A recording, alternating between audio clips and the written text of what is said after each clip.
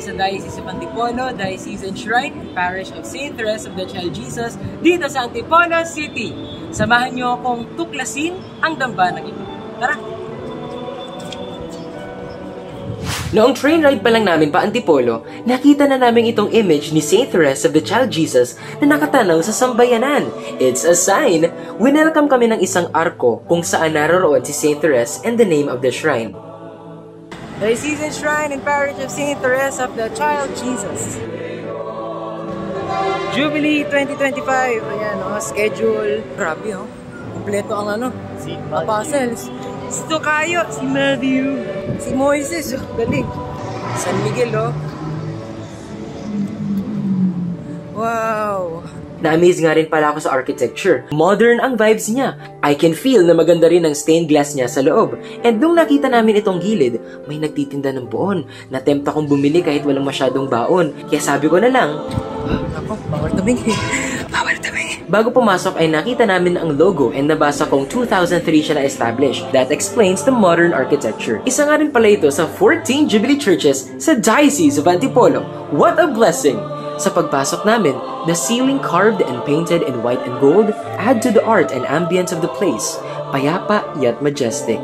Sa retablo mayor, sa gitna ay ang crucifix and the image of Our Lady of Smiles sa left side and si St. Therese in the right side. At the foot of St. Therese is the coat of arms of the OCD, or the Order of Discalced Carmelites, wherein namuhay siya as a nun in the life of holiness. If you will pay close attention, even in the details ng pew or ng mahahabang upuan sa simbahan, engraved is the known symbols of St. Therese, the cross and the roses. The cross symbolizes the love and sacrifice of Jesus, and the roses symbolize St. Therese's own love and mission to spread that love. May kukonek rin natin ang roses sa sinabing promise ni St. Therese bago siya mamatay at the age of 24. Let fall a shower of roses. I will spend my heaven doing good upon earth. I will raise up a mighty host of little saints. My mission is to make God loved. May mga nagpatotoong may mga literal na rosas talaga silang nakikita o minsan na may humahalimuyak sa kanilang paggaling mula sa karamdaman. Mga kapanalig, tampok dito sa retablo mayor ang Our Lady of Smiles na maaari rin nating tawaging Our Lady of Victories. Ayon sa biography ni St. Therese, noong kabataan niya, noong siya'y may sakit, ang mga kapatid niya ay nagdarasal. At di umano'y nagpakita kay St. Therese ang birhen na nakangiti at siya'y gumaling. A painting of the crucifixion and resurrection sa magkabilang gilid adds drama and hope sa mga kinakaharap natin. Ilang beses tayong mamamatayan ng pag-asa. Pero binubuhay ito lagi ng Panginoon na siyang liwanag at pag-asa natin sa dilim. Palilibutan ng dambana ng stained glass which tells details from the life of St. Therese. Dito sa right side ay makikita ang images ng parents ni St. Therese along with their first-class relics. Mga kapanalig, tampok po dito ang first-class relics ni na Saints Louis and Zélie Martin, ang mga magulang ni St. Therese, na kung saan sila ang naging ehemplo at nagmulat sa kanilang 5 mga anak sa buhay kabanalan. And dito rin sa gilid ng retablo mayor ay makikita ang first-class relic ni St. Therese kung saan nabigyan tayo ng chance na makahipo at makapag-alay ng panalangin.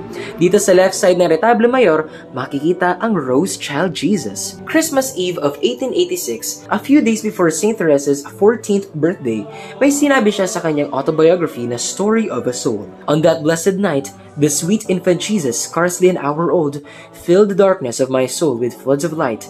By becoming weak and little for love of me, He made me strong and brave. He put His own weapons into my hands, so that I went on from strength to strength, beginning, if I may so, to run as a giant. St. Therese lived 24 years of her earthly life in love of God and influencing us up to this day na lahat ng kilos natin, gaano man kaliit, tiyak na patungong langit. Sabi nga ni St. Therese, remember that nothing is small in the eyes of God. Do all that you do with love. Bago nga pala matapos ang ating vlog ay nakita rin natin ang ating mga kapanalig. Mga kapanalig, kasama rin po natin ngayon sina kapanalig Anna and Brian. Hello po mga kapanalig. Welcome po kayo sa Diocesan Shrine and Parish of St. Therese of the Child Jesus.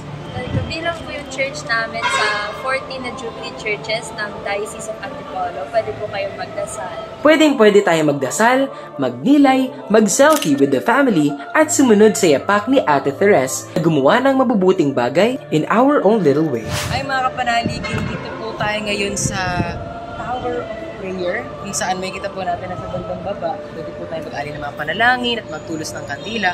At ganyan rin naman po, pwede rin natin siyang akyatin. Nakita natin yung spiral na stairs na yan. And dun sa ikapok, makikita natin yung mga batingaw.